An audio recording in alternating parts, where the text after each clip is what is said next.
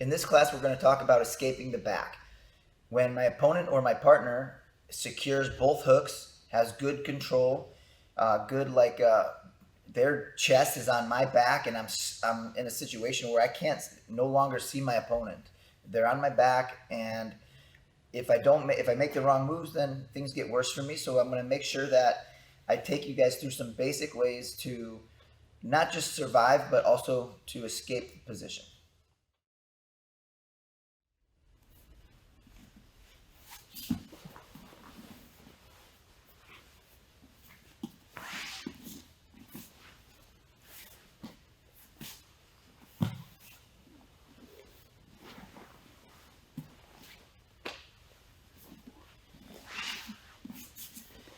All right.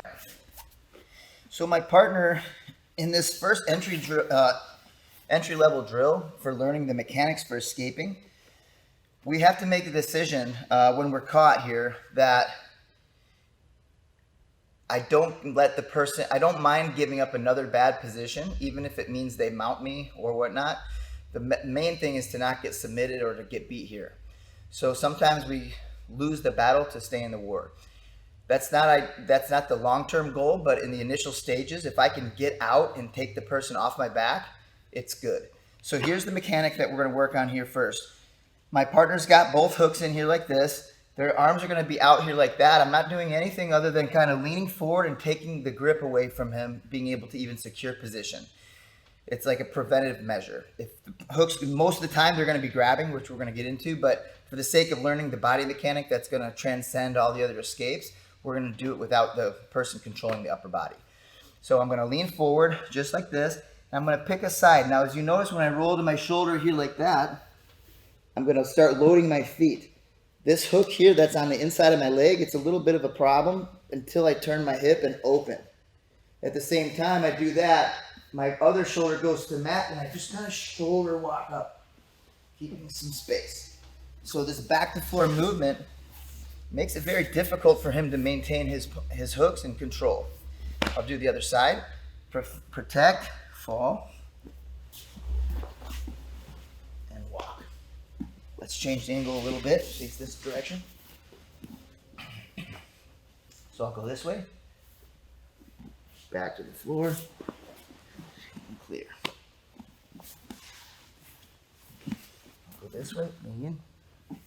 Shoulders on the mat. My hips come up, and I roll shoulder blade. Now then my weight switches from my left shoulder to my right shoulder, to my left shoulder to my right shoulder, and I wall walk basically off the ground. Let me show this mechanic here without a body. Fix my gi. Lean forward, just like this, a little ball, like I'm rolling like a little ball. When I'm on my shoulder, my hips come up. Good drill for you to do here, just like this.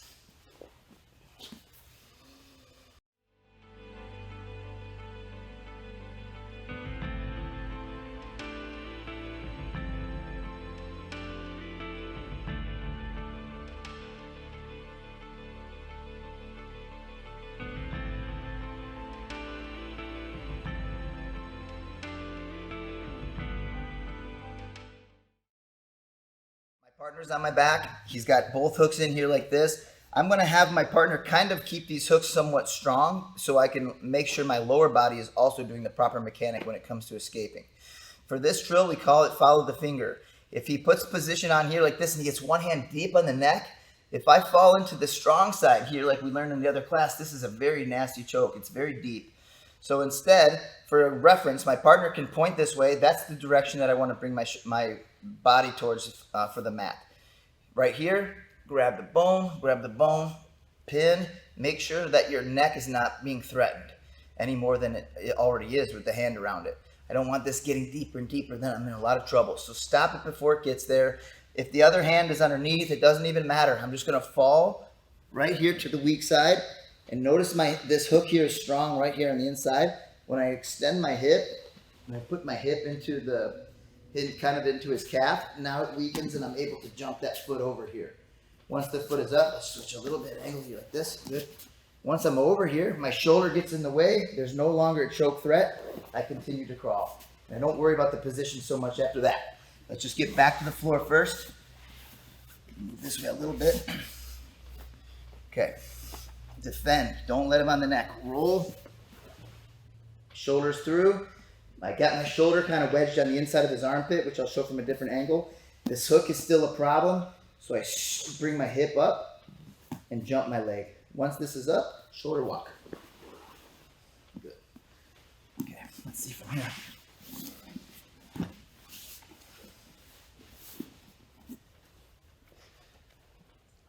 Remember this direction. Shoulder. And watch my right shoulder right here on top. Right now his arm is over my shoulder. When I start to turn my hip, I'm able to get this wedge. Once my shoulder's on the inside of by his elbow, there's no threat. Now I gotta clear the hook, so I hip in, hip over, and a simple climb. And I'm out. Let's see one more time. Move it away a little bit.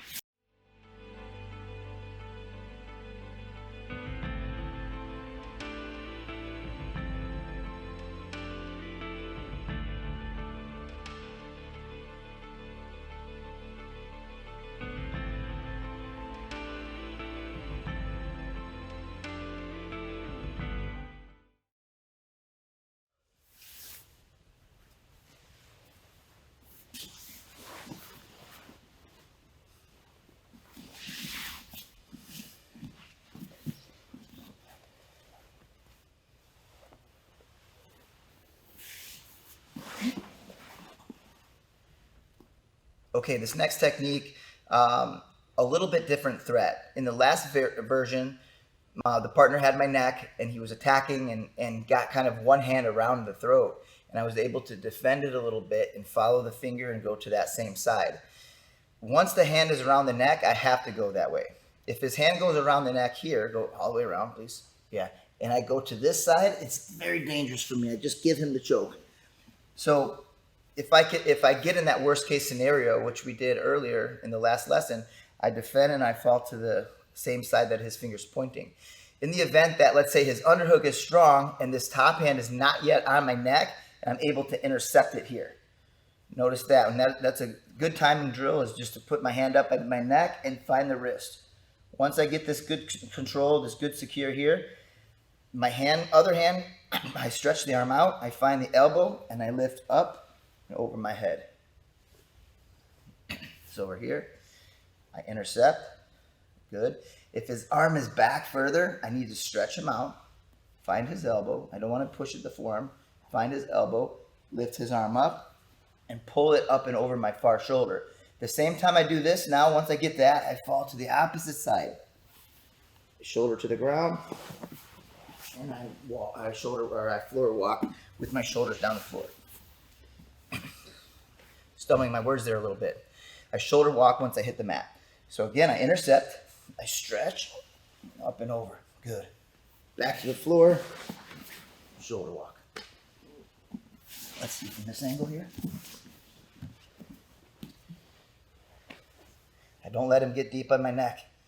If he was deep, I have to go to that side. But because I'm able to intercept it, find his elbow, up and over. Now it's on the far side where I normally would have went, and I'm going to take the opposite direction. Right shoulder to the floor, left walk, and I'm out. Let's see this from the other view.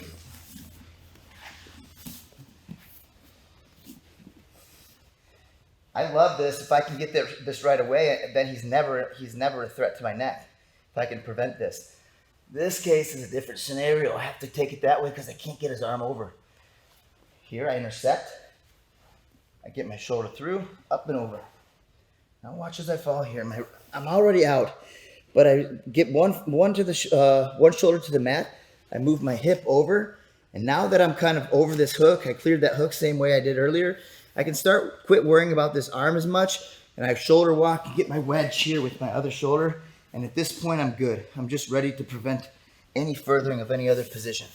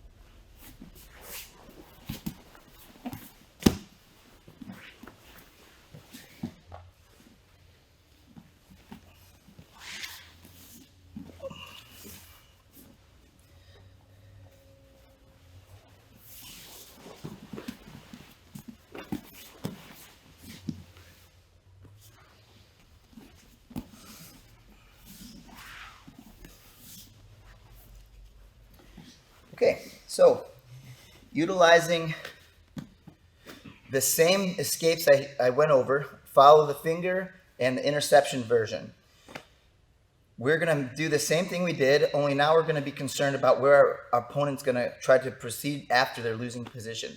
And commonly what's going to happen when they're losing it is they're going to try to go to the mount, similar to what we did in our in one of our previous classes, where when we lose the back, we regain the mount, or we do the remount drill. It's the same kind of idea. And I'm going to let Justin here do that on us here, just so you can see what I'm talking about. As I fall to one side and I start to escape, he's thinking right away of mounting, passing the leg, pulling his arm out, and climbing up. So this could be a threat to me. If I end up just wanting out of the back, that's good. But if I can escape the back and also prevent the mount, even better. So here, I stop here. I'll go off of this version first. When I follow the finger, my shoulder goes to the mat. I start to crawl. Right here, he's already thinking about passing this leg for a mount. So as I start shoulder walking, I'm already thinking about pushing this knee and not letting it in. Once I push it between my legs, I trap it, and now I do a basic elbow escape and clear my other leg and get to the guard. Let's see it off of the other version as well, where we go to the interception. Intercept, up and over. You can see right here, he's thinking about remounting with this leg. So as I jump the bottom leg and I start to move, my focus goes to the knee here. As he climbs up, the trap, recompose. Good. Maybe change it, the angle here a little bit. I'll turn my back to you.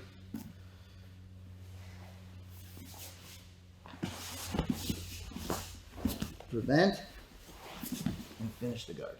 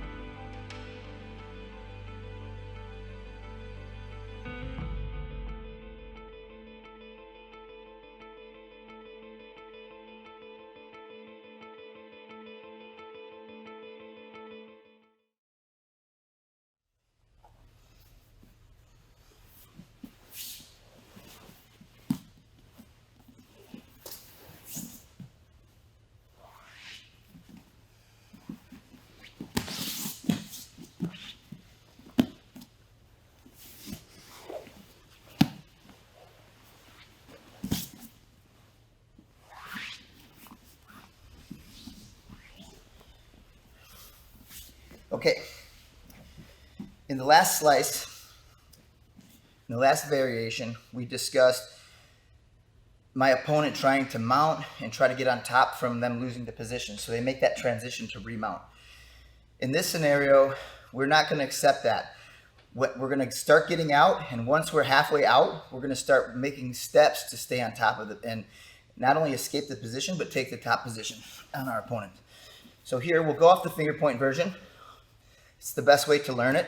Fall. Same idea here. I'm going to start the shoulder walk, make sure I'm safe by getting my shoulder through here on the elbow, and then I start jumping over the leg. Same time I do this, as my hips come out, I start furthering this post here. Look at my left leg. And I'm able to bite down on the body here, right over the top. This hand that's on my neck, still a little bit of a threat, so keep defending it the same way I was. Weave my bottom leg out of the way. And I thread the needle with this leg here. We'll check it from different angles, and I'll point out different aspects of the escape.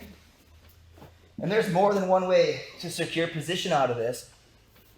But this is one of my favorites because I don't have to get all the way out. He's still kind of a threat to me here. I'm defending, but I can already start making my post and driving up and getting my hip out. Once my bottom leg gets free, all my weight goes to my elbow and my rib cage on his chest, and I'm going to thread the needle underneath here, just like this. From here, I can either circle high, or I can high arm up and go back to standard control. Let's face this way.